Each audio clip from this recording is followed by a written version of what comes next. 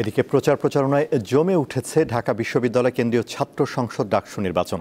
ছাত্রলীগ সংশ্লিষ্টতার অভিযোগে ছাত্র শিবিরের ফরহাদের প্রার্থিতা বাতিল চেয়ে হাইকোর্টে রিট হয়েছে, যার শুনানি হবে মঙ্গলবার। রিটের বিষয়টি ডাকসু নির্বাচন বানচালের ষড়যন্ত্র হতে পারে বলে আশঙ্কা ছাত্রদলের। ঢাকা বিশ্ববিদ্যালয় কেন্দ্রীয় ছাত্র সংসদ ও হল সংসদ নির্বাচন অনুষ্ঠিত হবে 9 সেপ্টেম্বর।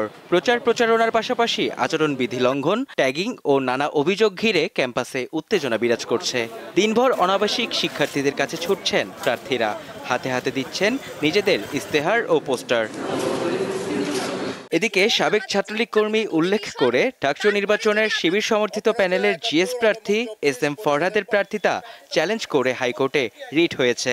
বাংলাদেশ ইসলামী ছাত্র শিবিরের যে ঐতিহাসিক যে ভূমিকা এবং ঐতিহাসিক যেই স্ট্যান্ড বাংলাদেশের মুক্তিযুদ্ধের বিরুদ্ধে, সেটি আসলে আমাদের ডাকসুর যে গঠনতন্ত্র সেটির সাথে সরাসরি বিরোধিতা করে। ছাত্র শিবিরের নেতাদের আশা আদালত সঠিক সিদ্ধান্ত নেবে। আমি আদালতের সিদ্ধান্তের প্রতি রেসপেক্ট রাখি, সেদিক থেকে সেটি শুনানি হোক, রায় আসুক, তখন কথা হবে।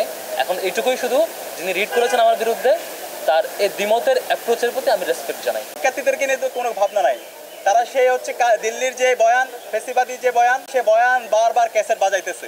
তো এই বয়ান যারা বাজাইতেছেন, আমি আপনাদেরকে বলতে চাই, শিক্ষার্থীরা আপনাদেরকে 9 তারিখ আপনাদেরকে লাল কার্ড দেখাবে।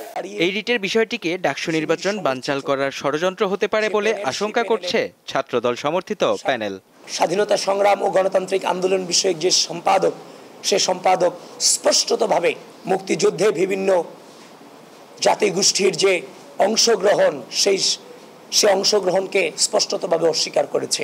এই যে নির্বাচন 6 দিন পরে 7 দিন পরে, তার আগে একটি এটা নির্বাচনকে ব্যাহত করার একটি পায়তারা। রবিবার 18 দফা ইস্তেহার ঘোষণা করেছে বামপন্থী ছাত্র সংগঠনগুলোর জোট প্রতিরোধ পর্ষদ। একাডেমিক ক্যালেন্ডারে কেন্দ্রীয় ও হল সংসদ নির্বাচনের তারিখ সুনির্দিষ্ট করা, সিনেটে 5 জন নয় ন্যূনতম 10 জন নির্বাচিত ছাত্র প্রতিনিধি রাখার বিধান যুক্ত করা। ইস্তেহারে প্রথম বর্ষ থেকেই প্রশাসনের তত্ত্বাবধানে আবাসিক হলে আসন নিশ্চিত করার কথা বলা হয়েছে। শুধুমাত্র জামাতের যে গণহত্যার ইতিহাস, মেহেদী হাসান, দীপ্ত সংবাদ, ঢাকা।